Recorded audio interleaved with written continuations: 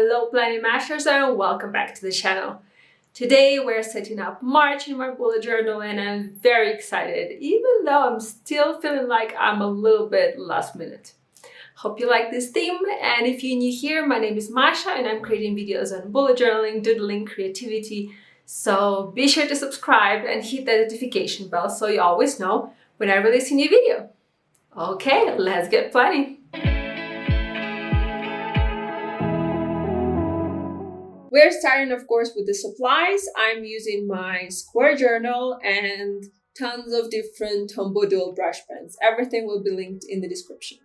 So there was a little error with my camera. So the footage of me creating cover page was not saved. So we are starting by creating a monthly log. So for monthly log, I actually went with the same format I used last month. It was just really fun and it was different. And also I realized that this is really easy to set up. I don't need to do math. I don't need to calculate all the boxes and draw all the lines.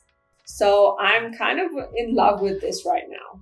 So I've also wanted to talk a little bit about the theme. The thing is that I am doing Ghibli themed sleeve on my right arm, which you can't see in this video because it's actually pretty chilly right now. But you probably can spot it on some of my other videos. And so in February, I kind of finished like the largest part of my sleeve. So I felt like I wanted to celebrate it and actually create a Studio Ghibli theme. I'm kind of going with very simple and basic characters. So this setup is full of really simple doodles. And another thing I'm adding are the flowers because that's part of my sleeve as well. So I decided to add them here since, you know, March is spring, so it kind of makes sense to have some flowers.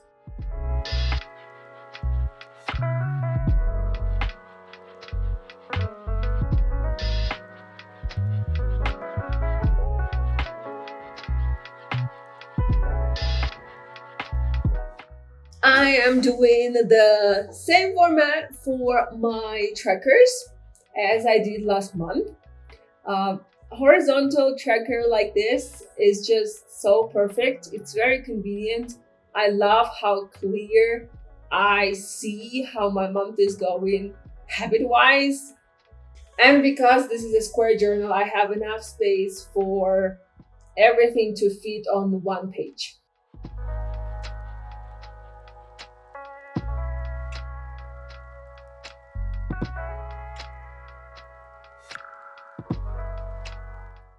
So for my mood tracker, I decided the petals are going to be for tracking the mood. And I'm not sure how well it's going to fit, to be honest, because as you know, for my mood tracking, I always use the same colors, which are my zebra mile liners. So they might not fit very well with the general color feel of this theme.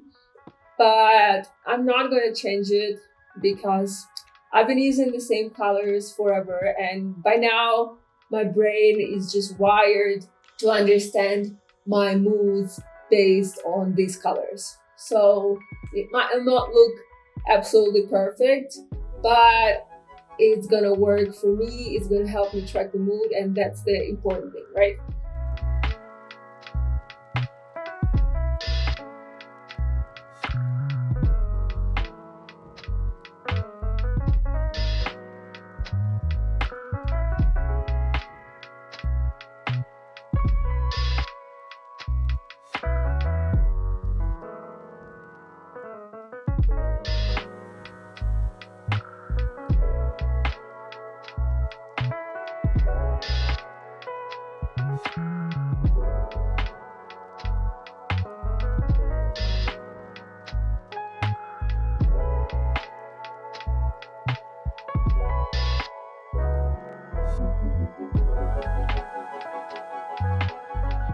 So I kind of had a problem with these headers.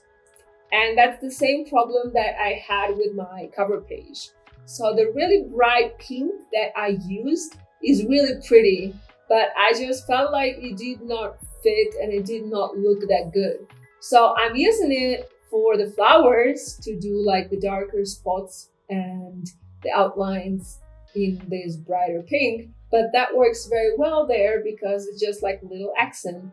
But for headers, I just really hated the way it looks on the cover page, and I didn't like it here either. So eventually I just covered it up with a washi tape, which is probably like one of my favorite ways to fix journal mistakes. And by now I've been using the same format to track my content ideas for a very long time. So honestly, I don't even need headers to understand what I'm writing there. And here is the Doodling challenge page. I don't know if you know it, but I do have a Patreon, and we have monthly doodling challenge there. And so, of course, I am participating.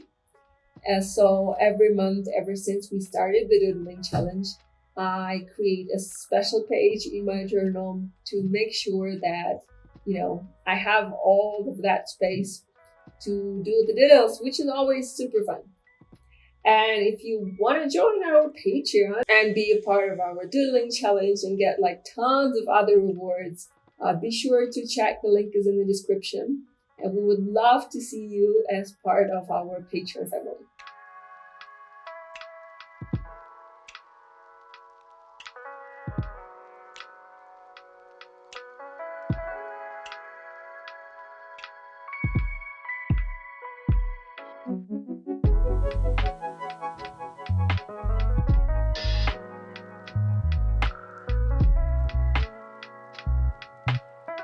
I also want to mention that I have a blog post with photos from this setup, but also around like 30 different Studio Ghibli themed bullet journal pages from other creators to kind of get you inspired to maybe recreate a Studio Ghibli theme in your journal.